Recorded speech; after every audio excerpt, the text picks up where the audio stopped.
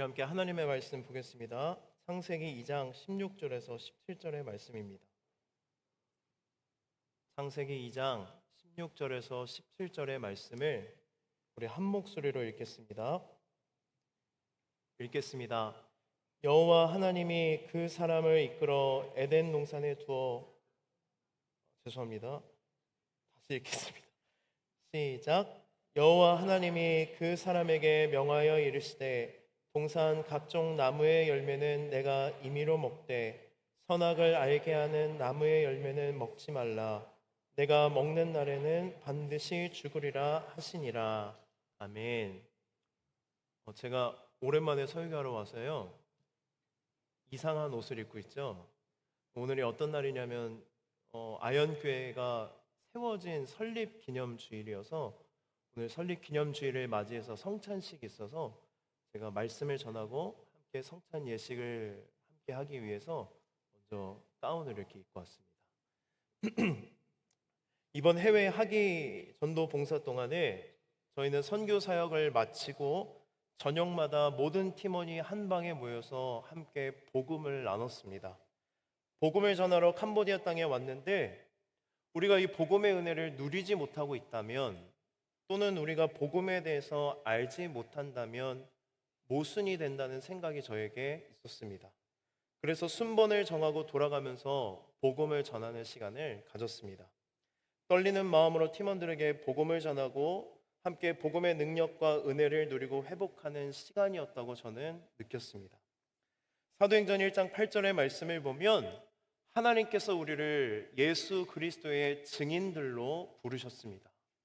그리고 마태복음 28장 18절에서 20절의 말씀을 보면 부활하신 예수님께서 제자들에게, 그리고 예수님을 따르는 우리 모두에게 어떤 사명을 주셨냐면 복음을 전하는 사명을 우리에게 주셨습니다. 예수님의 증인이 되는 삶, 그리고 복음을 전하는 삶은 우리 모두의 사명이고 우리 모두의 부르심입니다. 어떤 사명과 부르심보다 가장 고귀하고 중요합니다. 그렇기 때문에 여러분, 우리 인생의 목적이 되어야 합니다. 복음을 전하는 삶, 예수님의 증인이 되는 삶은 바로 저와 여러분의 인생의 목적이 되어야 합니다. 예수님의 증인이 되어 복음을 증거하는 삶을 사려면 복음에 대해서 잘 알아야 합니다. 내가 복음을 알지 못한다면 어떻게 이 복음을 전할 수 있겠습니까? 복음을 외치고 전해야 하는 사명이 있는 교회가 복음을 잃어버렸습니다. 교회에서 복음을 가르쳐야 되는데 복음을 가르치기보다 교회에서 교회 생활을 어떻게 해야 되는지에 대해서 더 우선적으로 가르치는 게 우리 한국교회의 현실이라고 저는 생각합니다. 복음을 전하는 사명을 우리 모두에게 주셨는데 복음을 알지 못하고, 그렇게 된다면 예수 그리스도를 전하지 못하는 능력 없는 그리스도인으로 살아갈 수밖에 없습니다. 복음은 능력이기 때문입니다. 로마서 1장 16절에 이렇게 기록되어 있습니다. 내가 복음을 부끄러워하지 아니하노니 이 복음은 모든 믿는 자에게 구원을 주시는 하나님의 능력이 됨이라. 아멘. 신약 성경에서요, 예수님을 제외하고 하나님의 능력이라고 직접적으로 언급한 것 중에 단 한 가지가 무엇이냐면 바로 예수 그리스도의 복음입니다. 복음은 하나님의 능력을 포함하거나 전달하는 수준이 아니라 복음은 죽음을 정복하는 막강한 하나님의 능력 그 자체입니다. 그래서 여러분, 복음은 창조하고 구원하고 치유하고 죽은 자들을 살리는 하나님의 구원이고 하나님의 능력입니다. 그래서 우리 삶에 복음이 중심이 되어야 되고 다른 어떠한 것보다 최우선이 되어야 되는 게 바로 복음입니다. 복음이 그 무엇보다 중요하지 않으면 우리 자신과 우리의 가정과 일터와 이 세상을 변화시킬 수 있는 능력을 잃어버리게 됩니다. 복음이 그 무엇보다도 중요하지 않는다면 그것은 더 이상 복음이라고 말할 수 없습니다. 여러분, 복음이 무엇입니까? 제가 앞에서 쭉 얘기했죠. 우리에게 복음을 전하는 사명을 주셨고 그 사명이 우리 인생의 목적인데, 우리가 인생을 잘 산다 못 산다고 판단을 할 때의 기준은 무엇이냐면 복음을 전하느냐 전하지 않느냐에 있다는 거예요. 내가 얼마나 많은 연봉을 받고 있느냐, 얼마나 넓은 집에 살고 있느냐, 내가 어떤 좋은 차를 타고 있냐가 잘 사는 기준이 아니라 하나님의 말씀대로 내가 예수 그리스도의 증인이 되어서 복음을 전하고 있는가, 전하고 있지 않는가가 인생을 잘 사는 기준이 된다는 것입니다. 그렇다면 여러분, 우리가 복음을 전해야 되는데 그 복음에 대해서 우리가 잘 알지 못한다는 게 아이러니라는 거예요. 여러분, 복음이 무엇입니까? 이제 바깥에 나가서 복음을 전하라고 하나님이 우리에게 명령을 주셨는데 그 복음이 과연 무엇일까? 우리가 복음을 전한다고 했을 때 반드시 빼먹지 말고 전해야 될 두 가지의 내용이 있습니다. 그것은 무엇이냐면 예수 그리스도의 십자가 죽음과 부활, 예수님이 하신 이 일이 바로 무엇이냐면 복음입니다. 예수님이 나의 죄를 대신해 십자가에서 죽으시고 죄와 사망의 권세를 이기시고 부활하셔서 우리에게 새 생명을 주셨다는 이 소식의 말 그대로 복된 소식. 그래서 우리는 이것을 뭐라고 부르냐면 복음이라고 불러요. 영어로 복음이 무엇입니까? 굿 뉴스예요. 좋은 소식, 기쁜 소식. 여러분, 여러분의 죄를 대신해 예수님이 십자가에서 죽으시고 부활하셔서 여러분들에게 새 생명을 주셨다는 이 소식이 정말로 기쁜 소식으로 들리십니까? 복음으로 들리십니까? 이게 복음으로 들리지 않는다면, 이게 너무나도 익숙한 이야기여서 또 저 이야기 한다고 생각하신다면 우리의 신앙을 점검해 봐야 한다는 것입니다. 복음이 진정 복음으로 들리지 않을 때, 나에게 그것이 좋은 소식, 기쁜 소식으로 들려지지 않을 때 우리의 신앙에는 무언가 문제가 생겼다는 것입니다. 이 복음이 나에게 능력이 되지 않는다면, 내 삶에 아무런 영향을 주고 있지 않는다면 우리의 신앙을 점검해 봐야 합니다. 그래서 저는 오늘부터 주일마다 이 중요한 복음에 대해서 매주마다 전하려고 합니다. 몇 주에 걸쳐 이 복음을 전하게 될지 모르겠지만 복음을 전하는 이 시간, 복음이 여러분에게 진정으로 기쁜 소식으로 들려지기를 원하며 복음이 능력이 되어 저와 여러분의 삶을 변화시키고 회복시키고 복음을 전하는 사명을 감당하는 능력 있는 그리스도인이 되기를 소망합니다. 그래서 복음을 전하려고 하는데요, 여러분, 이 복음 들어봤던 얘기, 익숙한 얘기라고 여기지 마시고 기쁜 소식, 좋은 소식, 복된 소식이라는 기대감을 가지고 이 시간 함께 말씀을 들었으면 좋겠습니다. 여러분, 복음이 뭐라고 했죠? 예수님의 죽음과 부활입니다. 왜 예수님은 십자가에서 죽으셔야 했을까? 좀 더 분명하게 표현한다면 왜 예수님은 내 죄를 대신 죽으셔야만 했을까? 로마서 6장 23절의 말씀을 보면 죄의 삭은 사망이라고 기록되어 있습니다. 그러니까 쉽게 말하면 내가 지은 죄에 대한 대가는 죽음이라는 것입니다. 만약 죄가 없었다면 우리는 죽지 않아도 되고 예수님도 죽을 필요가 없습니다. 근데 뭐가 문제예요? 우리가 지은 죄가 문제예요. 죄가 어디서부터 시작됐나요? 죄가 어디에서부터 시작됐어요? 오늘 우리 함께 말씀을 나눴지만 창세기에 하나님이 뭘 먹지 말라고 명령하십니까? 선악과를 먹지 말라고 명령하십니다.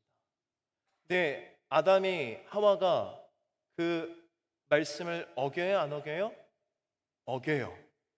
그리고 이 세상에 죄가 들어오면서 죄만 들어온 게 아니라 로마서 말씀을 보면 사망이 함께 들어오게 됐고 모든 인류가 죄로 인해 죽을 수밖에 없는 존재가 되었다고 성경은 이야기하고 있습니다. 그런데 여러분, 이런 생각 해보신 적 없으세요? 왜 하나님께서 선악과를 만드셨을까?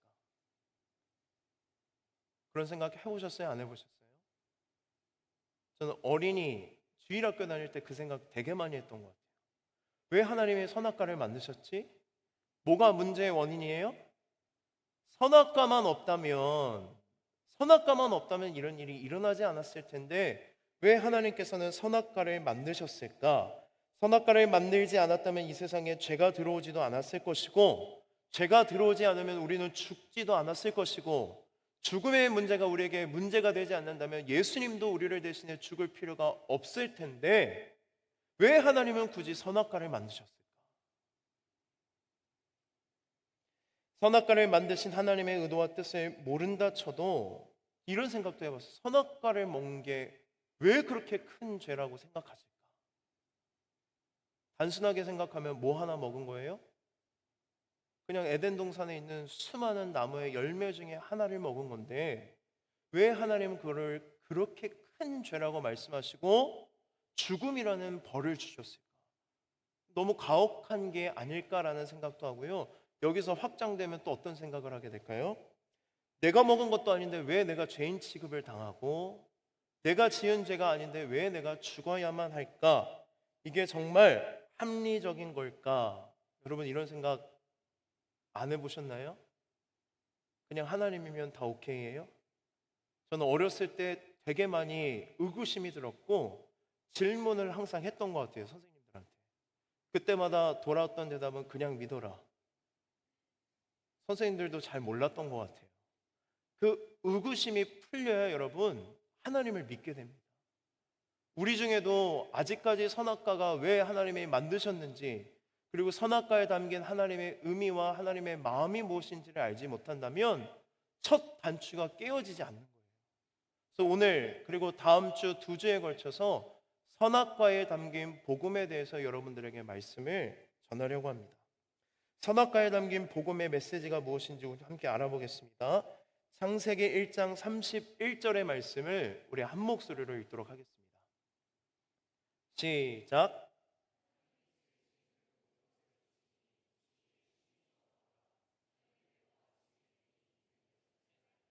아멘. 말씀을 보면 태초에 하나님이 천지를 창조하시고 그러니까 창조 사역이 다 마친 거예요. 그리고 지으신 그 모든 것을 보니 보시기에 심히 좋았더라라고 이렇게 기록되어 있습니다. 심히 좋았더라라는 히브리어 원어는 뭐냐면 여러분 들어보셨을 수도 있어요. 토브라는 단어예요. 토브. 이 토브라는 단어에 여러 가지 뜻이 담겨 있습니다. 좋다, 아름답다, 선하다, 완전하다, 온전하다. 부족함이 하나도 없는 상태를 뭐라고 말씀하시냐면 하나님 보시기에 심히 좋았더라. 토브라고 말합니다. 그러니까 창조주 하나님이 창조하신 이 세상은 토브의 상태, 문제가 하나도 없는 완전한 상태였습니다. 하나님께서는 6일 동안 말씀으로 세상을 창조하시고 이 완전한 세상에서 살아갈 존재인 우리 인간을 하나님의 손으로 직접 만드시고 그 코에 생기를 불어넣으셔서 생명이 되게 하신 이후에 부족함이 없고 아무런 문제가 없는 완벽한 그 환경인 에덴 동산에서 누구를 살게 하세요? 아담과 하와를 살게 하십니다. 여러분이 결혼을 하고 가정을 이루고 아이를 임신하게 되고 아이가 낳을 시점이 다가온다면 무엇을 분주하게 준비하기 시작한다면 아이를 양육할 환경을 만들기 시작합니다. 임신 소식이 여러 군데에 알려지게 되면 정말 선물을 많이 받아요. 육아용품 같은 것들을. 그래서 집에 아기가 낳기도 전에 육아용품이 막 쌓여 있고요. 또 고가의 육아용품은 그냥 선뜻 새로 사기 어렵기 때문에 당근을 이용해서 막 쟁여놓습니다. 누구를 양육할 준비를 하는 거예요? 아이를. 사랑하는 우리 자녀를 정말 잘 키우고 싶은 마음에 그 환경을 만들어 놓은 것처럼 하나님께서는 우리 인간을 창조하기 이전에 가장 완전한 상태, 토부의 상태의 에덴 동산을 창조하시고 마지막에 누구를 창조하세요? 사람을 창조하세요. 이 창조의 순서를 통해서 우리가 뭘 알 수 있냐면 첫 번째는 창조의 목적이 사람이었고 두 번째는 하나님께서 그렇게 사람을 존귀하게 여기시고 사랑하신다는 것입니다. 그런데 이 아담과 하와에게 동산 각종 열매를 다 먹으라고 허락하십니다. 그런데 단 한 가지 금지하세요. 우리 창세기 2장 16절과 17절 말씀을 다시 한번 읽어보겠습니다. 시작.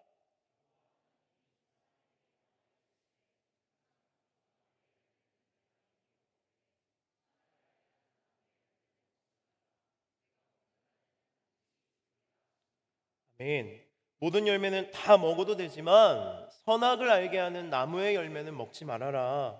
선악과를 먹으면 반드시 죽으리라 라고 단호하게 말씀하십니다. 우리는 이 부분에서 걸립니다.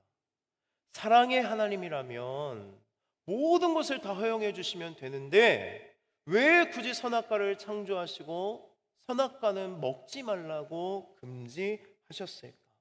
또는 사랑의 하나님이라면 선악과를 만들지 않으면 되지 왜 만드셨을까? 우리는요, 사랑을 정의할 때 사랑을 다 주는 것, 다 허용해 주는 것이라고 생각할 때가 있습니다. 정말 다 주는 것이 진정한 사랑이라고 말할 수 있을까요? 사랑을 잘못 정의하는 데서 선악과에 대한 하나님의 오해가 생기기 시작합니다. 부부 사이, 그리고 연인 사이, 부모와 자녀 사이에 서로 바라는 것들이 있습니다. 기대하는 것들이 있습니다. 그러면 우리는 상대방이 바라는 것을 다 허용해 줘야 될까요?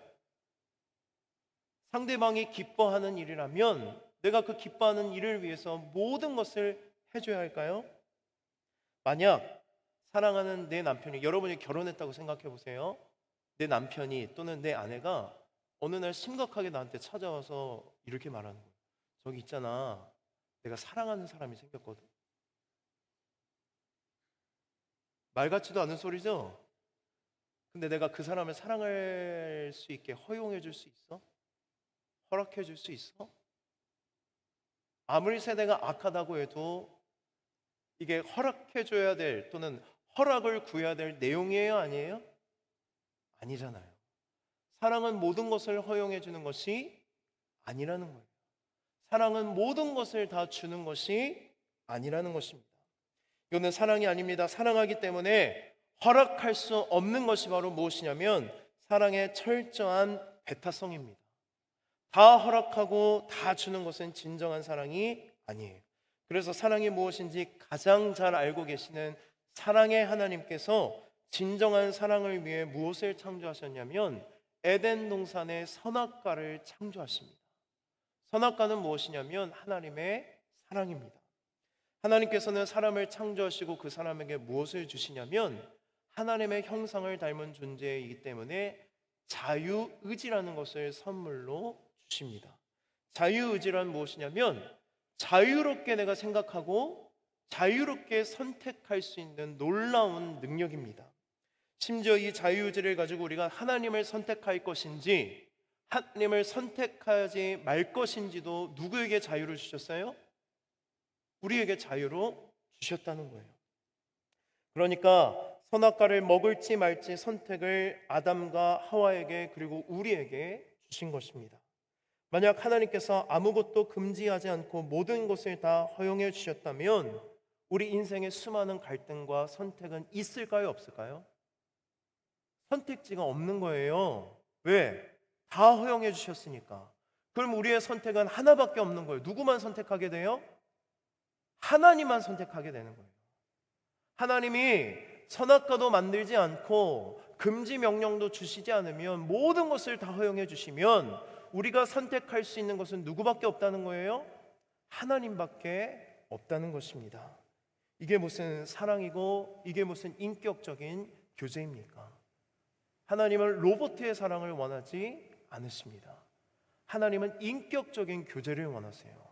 인격적인 교제라는 것은 무엇이냐면 우리가 교회에서 많이 이야기하잖아요. 하나님을 인격적으로 만나야 된다. 하나님과 인격적인 교제를 해야 된다. 이것은 무엇이냐면 하나님이 우리에게 자유의지를 주셨고 인격적인 존재를 우리를 창조하셔서 하나님을 선택할 수도 있고 하나님을 선택하지 않을 수도 있는 자유에서 누구를 선택한다는 거예요?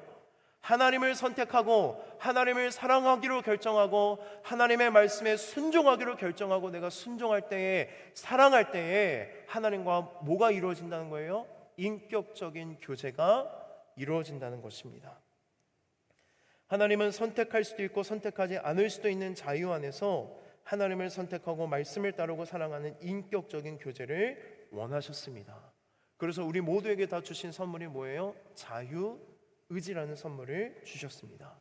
그래서 이 자유의지가 진정한 자유가 되려면 무엇이 필요하냐면 금지 조항이 필요한 거예요. 다 허용해주면 그게 무슨 자유예요? 여러분, 다 허용해주면 자유라고 생각하죠? 아니요. 다 허용해주면 내가 다 할 수 있는데 그게 무슨 자유예요? 뭐가 있어야 돼요? 금지 조항이 필요하다는 거예요. 해도 되고 안 해도 되고에 내가 결정할 수 있는 권리가 바로 무엇이냐면 자유라는 거예요.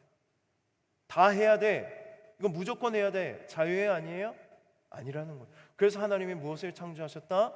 선악과를 창조하시고 아담과 하와에게 단 한 가지 금지 조항을 주셨는 게 무엇이냐면, 야, 동산 나무의 모든 열매는 다 먹어도 돼, 누려, 내가 너를 위해서 창조했어. 그러나 단 한 가지 선악을 알게 하는 열매는 먹어라, 먹지 말아라, 먹지 말아라. 그 말씀을 하시는 순간 사람은 기계가 아니라 무엇이 되냐면 하나님의 형상을 닮은 존재로 자유의지를 가진 존재가 되는 거예요. 뭐가 있으므로? 선악과가 있고 선악과를 먹지 말라는 금지의 말씀을 하실 때에 자유가 무엇이 된다? 진정한 자유가 된다는 것입니다. 여러분, 이게 바로 하나님의 사랑입니다. 자유가 없는 사랑은 사랑이라고 말할 수 없습니다. 선악과는 하나님이 우리를 얼마나 인격적인 존재로 대우하시는가에 대한 증거이고 하나님의 은혜가 담겨 있고 하나님의 사랑이 담겨 있습니다. 여러분, 하나님의 사랑이 좀 느껴지세요? 아직까지도 아리까리 하신가요? 그래서 제가 C.S. 루이스가 어떤 말을 했는지 읽어드릴 테니까 한번 잘 들어보십시오. 자막에도 띄워질 텐데 한번 눈으로 함께 읽었으면 좋겠습니다. C.S. 루이스가 순전한 기독교에서 이렇게 이야기합니다. 하나님은 자유의지를 가진 존재를 창조하셨다. 그것은 피조물이 옳게 행동할 수도 있지만 그르게 행동할 수도 있다는 뜻이다. 그렇다면 하나님은 왜 인간에게 자유의지를 주었을까? 그것은 자유의지 때문에 악이 가능한 것이 사실이기는 해도 사랑이나 선함이나 기쁨 같은 것들을 가치 있게 하는 것도 자유의지가 있기 때문에 가능하다. 이해가 되세요? 사람이 행복을 느끼고 기쁨을 느끼고 감동을 느끼는 것은 뭐가 있기 때문에 가능하다? 자유의지가 있기 때문에 가능하다. 악을 가능케 하는 것도 자유의지이지만 사랑이나 선이나 기쁨의 가치를 부여하는 것 또한 자유의지이기 때문이다. 자동기계, 기계적으로 움직이는 피조물들이라고 뜻하는데요, 자동기계의 세계는 창조할 가치가 없다. 무슨 말이냐면 하나님이 인간을 창조하실 때 자유를 주지 않고 로봇처럼 창조할 거면 창조할 가치가 없다는 것입니다. 하나님이 가장 고등한 피조물들에게 주시고자 하시는 행복은 사랑과 즐거움의 절정에서 자유로우면서도 자발적으로 하나님과 연합하며 이웃과 연합하는 데서 생겨나는 행복이다. 거기에 비하면 지상에서 남녀가 나누는 가장 황홀한 사랑조차 물탄 우유처럼 싱거울 것이다. 바로 이런 행복을 누리기 위해 인간은 자유로워야 하는 것이다. 이해가 됐습니까? 하나님이 우리에게 자유를 주신 이유는 진정한 자유가 있어야만 진정한 사랑을 할 수 있기 때문입니다. 사랑하기 위해서는 자유가 필요하다는 것. 그 이야기를 좀 더 쉽게 이야기하면 무슨 뜻이냐면, 제가 결혼을 했어요. 아시죠? 예, 결혼을 했는데요, 제 아내를 사랑하기 때문에 결혼을 한 거예요. 제 아내도 저를 뭐하기 때문에? 의심 없이 사랑하기 때문에. 그게 아니라면 잘못된 거겠죠? 서로가 서로를 사랑하기 때문에 뭘 해요? 결혼합니다.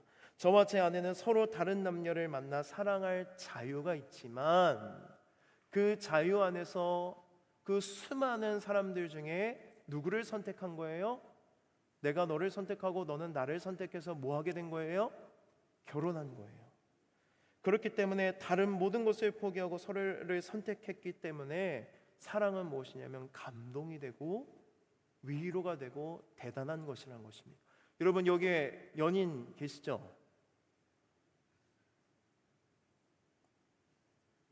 없어요?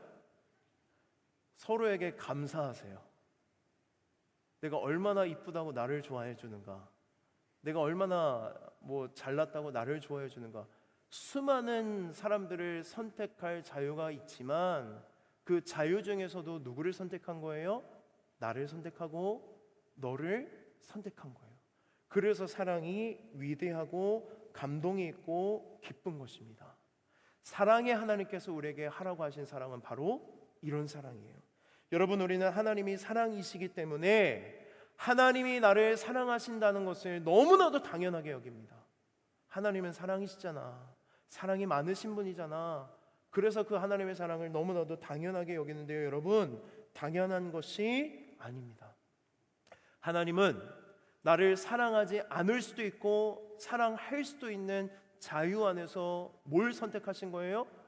나를 사랑하시겠다고 선택하신 것입니다.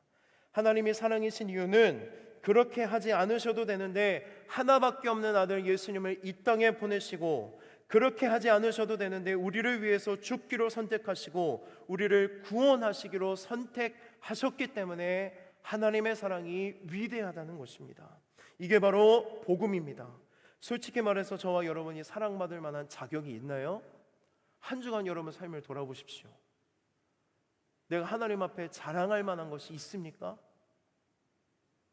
하나도 없단 말이에요.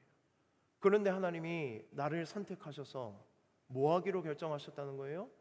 사랑하지 않아도 되는데, 자유가 있는데 그 자유를 가지고 누구를 선택하셨다? 나를 사랑하기로 선택하셨다. 진정한 사랑을 위해 뭐가 필요하다는 것입니까? 진정한 자유가 필요하다는 것입니다. 그래서 선악과는 사랑이고 하나님의 은혜입니다. 하나님은 선악과를 만드시고 우리의 자유로 선악과를 선택하지 않기를 원하셨어요. 그게 사랑이기 때문입니다. 하나님을 사랑한다면 하나님의 말씀을 순종해서 살아가야 되잖아요. 그래서 하나님은 선악과를 만드시고 그 선악과를 통해서 먹지 말라고 명령하셨을 때에 그들이 가지고 있던 자유가 진정한 자유가 되고, 아담과 하와가 하나님을 선택할지 선악과를 선택할지 결정할 수 있는 그 순간 가운데에 하나님은 제발 나를 선택하기를 원하셨다는 거예요.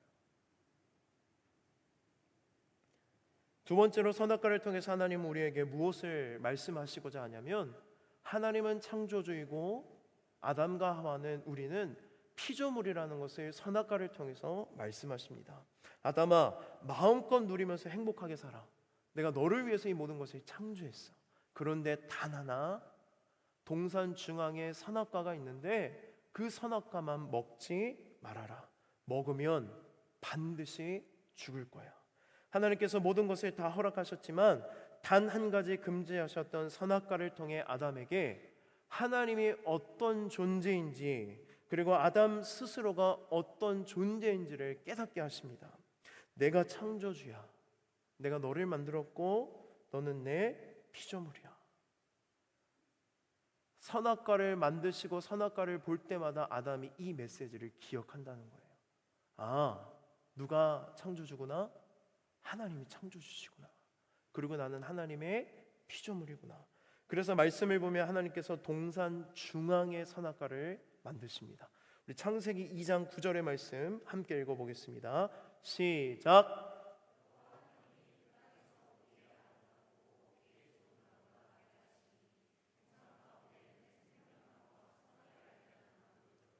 아멘. 우리가 말씀을 놓치면요, 동산 중앙에 선악과만 있다고 생각할 때가 있는데요, 동산 중앙에 뭐와 뭐가 함께 있었대요?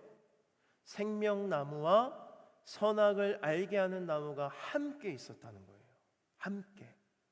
생명나무는 말 그대로 뭐냐면 그 나무의 열매를 먹으면 하나님과 같이 어떻게 된다는 거예요? 생명이 유지되고 보존되는 나무가 생명나무입니다. 선악과는 선악을 알게 하는 나무입니다.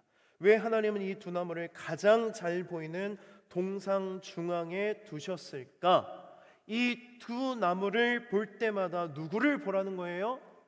하나님을 보라는 거예요. 나를 봐라. 내가 창조주이고 너희는 뭐다? 피조물이다. 선악과를 먹지 말라는 하나님의 말씀은 창조주 하나님을 섬기고 너 스스로 하나님이 되지 말라는 명령을 그 나무에게 심어둔 것입니다.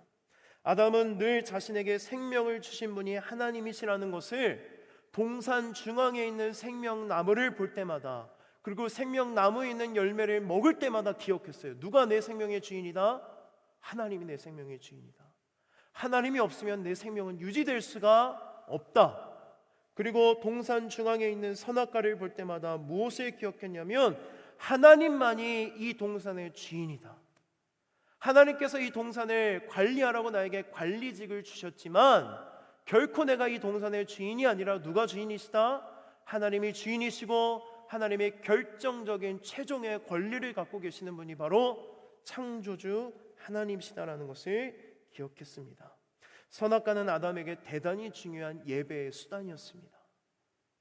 그래서 동산 중앙에 있는 생명나무를 볼 때마다, 선악과를 볼 때마다 아담은 누구를 떠올렸을까요? 창조주이신 하나님을 떠올리고 그분을 예배하고 그분을 찬양했습니다. 그래서 독일 신학자 보네포는 하나님께서 동산 중앙에 두 나무를 두신 의도에 대해서 말하면서 뭐라고 이야기하냐면 이렇게 이야기합니다. 창조물로서의 아담 자신이 가져야 하는 제한을 자기 마음의 주변부가 아니라 중심에 가져야 하기 때문에 하나님은 동산 중앙에 선악을 알게 하는 나무와 생명나무를 창조하셨다. 선악과는 하나님만이 스스로 존재하시는 분이라는 의미를 담고 있습니다. 그리고 아담은 반대로 스스로 존재할 수 없는 존재라는 것을 어디에 담겨 있다고요? 선악과에 담겨 있습니다. 사랑하는 여러분, 저와 여러분은 스스로 존재할 수 없는 존재입니다. 하나님에 의해 창조되었고 우리는 하나님에 의해 존재합니다. 우리는 결코 하나님 없이 스스로 설 수 있는 자들이 아닙니다. 모든 피조물은 창조주이신 하나님 안에서 살아갈 때에 가장 온전하고 가장 행복하고 가장 안전한 존재로 창조되었습니다. 우리는 이것을 절대로 잊어버리면 안 됩니다. 선악과는 창조주 하나님을 인정해야 한다는 것입니다. 우리는 피조물이고 하나님은 창조주라는 것을 인정해야 합니다. 선악과를 먹으면 반드시 죽으리라 라고 하신 하나님의 말씀은 하나님께서 선악과를 먹은 죄에 대한 벌로 내가 너희를 죽이겠다는 뜻이 아닙니다. 먹으면 어떻게 된다고요? 죽으리라. 그것은 무슨 뜻이냐면 너희들이 먹고 죄를 짓고 죄로 인해서 하나님과의 관계가 끊어지게 되면 너희들은 하나님 없이 살 수 없는 존재이기 때문에 죽게 된다는 거예요. 너 이거 먹으면 죽어! 라고 협박한 게 아니라 너 이거 먹으면 죽어. 무슨 의미인지 아세요? 너 나랑 끊어지면, 나랑 멀어지면, 이 에덴 동산에서 쫓겨나면 넌 살 수 없는 존재야. 내가 너를 그렇게 창조했어. 그러니 제발 아담과 하와야, 선악과를 먹지 마라. 선악과에 담긴 하나님의 마음이 느껴지십니까? 선악과에 담긴 하나님의 사랑과 은혜가 느껴지십니까? 선악과는 벌을 주기 위해 만드신 것이 아니라, 또는 그들의 믿음을 시험하기 위해 만드신 것이 아니라, 어떤 함정도 아니고 덫도 아니라 하나님을 사랑할 수 있는 존재로 만들기 위해서 창조하신 사랑과 은혜입니다.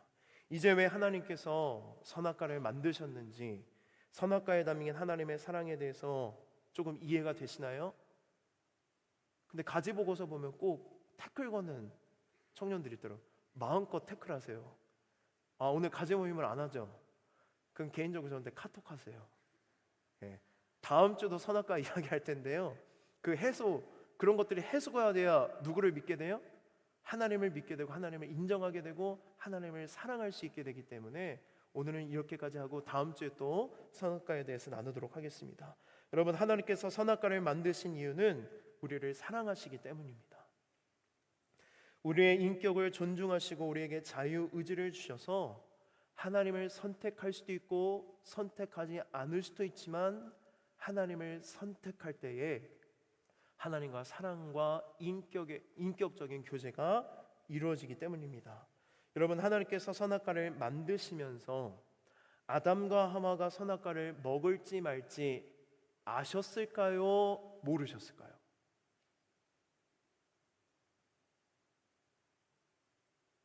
아셨을까? 모르셨을까? 여러 가지 신학적인 논쟁이 있는데요, 저의 개인적인 견해로는 아셨을 것이라고 생각해요. 전지전능하신 하나님이 모르시는 게 없잖아요. 만드시면서도 선악과를 먹을 것을 하나님은 아셨습니다. 그러면 우리가 이렇게 생각해요. 왜 아시면서도 선악과를 만드셨을까? 하나님께서는 선악과를 만드시면서 결단하신 것이 한 가지 있습니다. 그 결단이 무엇이냐면 창조한 우리를 목숨을 바쳐서 사랑하시겠다고 결단하시면서 선악과를 만드셨습니다. 물론 하나님도 아담과 하와가 자유의지를 가지고 선악과를 먹는 걸 선택하지 않고 하나님을 선택하기를 원하셨어요. 그러나 선악과를 먹더라도 그들을 향한 하나님의 사랑을 취소하거나 포기하지 않기로 결단하시면서 선악과를 만드셨습니다. 끝까지 사랑하기로 결단하셨어요. 선악과를 먹음으로 우리는 죽는 존재가 되었고, 그 죽음으로 인해 우리 인생에 크고 작은 불행과 괴로움이 찾아왔습니다. 그런데 그 끔찍한 결과를 해결하기 위해 하나님은 더 큰 희생을 치르셨습니다. 하나님 스스로 죽기로 결정하셨습니다. 인간이 불순종한 결과 하나님이 죽기로 결정하셨습니다. 왜 그렇게 하셨습니까? 아담과 우리는 죄와 죽음의 문제를 해결할 수 있는 존재가 아니기 때문입니다. 그래서 하나님의 아들 예수 그리스도가 인간으로 이 땅에 오셔서 우리의 모든 죄를 대신해 십자가에 못 박혀 죽으셨고 3일 만에 부활하셔서 우리 모두에게 구원을 선물로 주셨습니다. 여러분, 선악과는 결코 시험이나 함정이나 덫이 아닙니다. 선악과가 유도된 덫이 아니라는 분명한 증거가 바로 무엇이냐면 예수 그리스도의 십자가 죽음입니다. 십자가는 아담이 선악과를 먹는 것을 절대 원하지 않으셨다는 증거입니다. 선악과는 저주가 아니라 하나님이 우리를 얼마나 사랑하시는지를 보여주는 증거입니다. 우리를 사랑하셔서 우리에게 자유를 주셨지만 그 자유 때문에 우리가 잘못된 선택을 하고 사고치고 실패하고 하나님을 떠날지라도 끝까지 우리를 포기하지 않고 책임지겠다는 것이 바로 하나님의 사랑이고, 그 사랑이 증명된 것이 바로 예수님의 십자가 죽음입니다. 여러분, 이게 진짜 사랑이고 이게 하나님께서 우리에게 원하시는 사랑입니다. 성경이 말하는 사랑의 하나님께서 우리에게 말씀하시는 사랑은 사람을 컨트롤해서 자기 마음대로 조종하고 사고치지 못하도록 막는 것이 아니라 우리를 인격적인 존재로 존중해주고 자유를 주고 선택하게 할지라도, 만약 실패할지라도 그 실패까지 내가 책임지겠다는 것이 바로 하나님이 말씀하시는 사랑이고 우리가 행해야 되는 사랑입니다. 이거는 연인과의 사랑에서도 마찬가지고 부부관계도 마찬가지고 부모, 자녀, 그리고 우리 모든 우리 한 지체 안에서 이루어져야 될 사랑이 바로 이런 사랑인 것입니다. 하나님이 저와 여러분을 이렇게 사랑하십니다. 이게 바로 복음입니다. 우리 마지막으로 로마서 5장 8절의 말씀을 함께 읽도록 하겠습니다. 시작.